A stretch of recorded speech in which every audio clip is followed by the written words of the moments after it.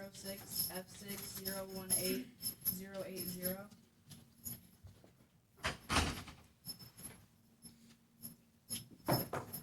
Good morning, sir. Judge, Would you raise your right hand? Do you solemnly swear or affirm under penalty of perjury the testimony that you're about to give is the truth, the whole truth, and nothing but the truth? I do. Okay. Would you say your name out loud for my recording? Kevin Singh, Thank you. And, sir, how old are you today? 49, And your true date of birth? 4/15 of 77. Okay. Thank you. Did you get a copy of the charging information there? Just now, Your Honor. All right. Is your name spelled correctly? Yes, Judge. Okay. Thank you. All right, so you're here for an initial hearing this morning, so what I'm going to do is go over the charges with you, tell you about the potential penalties that you could face if you were to be convicted, talk with you about the conditions of your release, and go over your rights, and we'll set some dates, okay? Yes, Judge. Okay. To begin, you're charged in count 1 with stalking, a level 6 felony, and that reads, between September 30, 2025 and June 2nd, 2026, Kevin C. Singh did stalk another person, to wit, Sophie Cunningham, by engaging in a knowing or an intentional course of conduct involving repeated or continuing harassment of Sophie Cunningham that would cause a reasonable person to feel terrorized, frightened, intimidated, or threatened, and that actually caused Sophie Cunningham to feel terrorized, frightened, intimidated, or threatened. Count 2 is intimidation, a level 6 felony, and that reads between June 1, 2026 and June 11, 2026. Kevin C. Singh did communicate a threat to John Ball with the intent that John Ball be placed in fear of retaliation for sending a cease and desist letter, a prior lawful act, and the threat was to commit a forcible felony. Count 3 is harassment, a Class B misdemeanor, and that reads between September 30, 2025 and June 2nd, 2026. Sorry. Kevin C. Singh, with the intent to harass, annoy, or alarm Sophie Cunningham, but with no intent of legitimate communication, did use a computer network as defined in Indiana Code 3543-23A, a form of electronic communication, to wit, social media posts, to communicate with Sophie Cunningham, all of which is contrary to statute and against the peace and dignity of the state of Indiana. The level 6 felonies each carry a potential penalty of anywhere from a minimum of 6 months to a maximum of 2.5 years. If you were convicted, the court would start at 1 year, could go up to 2.5 years for aggravating factors, and could go down to 6 months for mitigating factors. Counts 1 and 2, the level 6 felonies, could run consecutively, one after another, if that was appropriate given the facts as presented. Each carries up to a $10,000 potential monetary penalty. They're also, as level 6 felonies, the sort of offense that could be considered for entry as a Class A misdemeanor if you were eligible for that treatment under the law and if the court thought that was the right thing to do. Count 3 is a B misdemeanor, and that has a range of anywhere from 0 to 180 days. It could be spent in some sort of incarceration up to and including the Marion County Jail, which is different from the felonies. The felonies could be considered for incarceration up to and including the Department of Correction. Okay, and the B misdemeanor carries up to a $1,000 fine. Okay, potential fine. All right, so you have a right to the assistance of an attorney, and if you could not afford an attorney, one can be appointed for you if you qualify under indigency. Okay. Do you know what you're going to do about hiring a lawyer? I was requesting a public defender, but right now is the first time I've had the opportunity. Okay. I need to find out a little bit about your financial situation. Certainly. Okay, so have you been working? I'm in training for a brand new job right now. Okay, and where is that? Well, my training is online, but the headquarters of the company is in New York City. Okay, and what sort of work is it? It's management position for a mergers and acquisitions company that's expanding into Indianapolis. Okay. The name of it's Sterling Cooper, Inc. Okay. And I just began a 20-day initial training program to expand here to Indianapolis. Okay. And then can you tell me, are you earning any money during this training? No, Okay.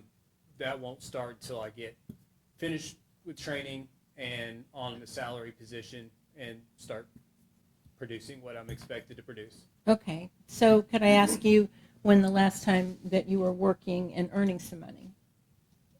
When was that? Last paycheck was during May, Okay. Do you have any mid-May. Do you have any money saved from that work? It's, I think as of this month, I'm breaking even with bills. Okay. So what money? Maybe a little behind. Okay. So what money you were earning Mhm. is going to be used up for your bills. Yes. Okay. And Tell me yes, about your bills. homeowner. I live in a condo situation, homeowner situation, cell phone, internet, car payment, insurance, car insurance, Okay. electric, utility, typical utilities. Okay. Do you own any property? Um, Not really. The condo, I'm part of a condo association, if that makes any sense. So Yes. I don't outrightly own it. But you have a mortgage? Yes. Okay. You have a mortgage and an HOA and, HOA, yes, and ma'am. the things that go along with that. Yes, ma'am. All right. And then I just need to make sure, do you have any CDs or tools or things that you can liquidate in order to have money to hire an attorney? No, nothing like that. No. Okay. I'm going to find that you're partially indigent because you've got enough to make it through right now, the bills, it sounds like, but not enough perhaps to be able to afford an attorney. So I'll appoint the public defender to represent you. Thank you, Judge. Do we know who that's going to be? Your Honor, we don't have an assignment at this time. Okay. The assignment will be made once it goes to our paralegal. It'll either be myself or Ms. Lerner or Ms. Rowe. Okay. Will you please give Mr. Singh the phone number to call Yes. so he can begin trying to communicate with an attorney on his Yes. behalf? Okay. Thank you, Your Honor. You have the right to a public and a speedy trial by jury. And at that trial, you would have the right to confront, face, see, and hear any witness that might be brought against you and to have your attorney cross-examine those witnesses. You have the right to use the court's subpoena power to present your evidence at no cost to you. You have the right as well to be presumed innocent, and I'm entering for you today a preliminary plea of not guilty.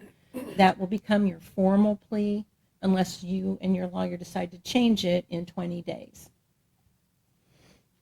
You have the right to require that the state bring proof beyond a reasonable doubt as to each part of the charges against you before you could ever be convicted. Do you think you understand thus far? Yes, Judge. Okay.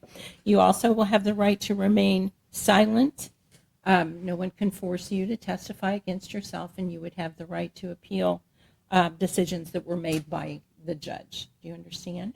Yes, Your Honor. Okay. A couple other things. The state's requested that I order that you have no contact with Sophie Cunningham and John Ball. And that means to me, and I'm going to explain it to you so we're on the same page about it, no direct contact, no indirect contact. So make sure your family and friends know not to reach out Yes. on your behalf because it could cause you to face additional charges, be held in contempt of court.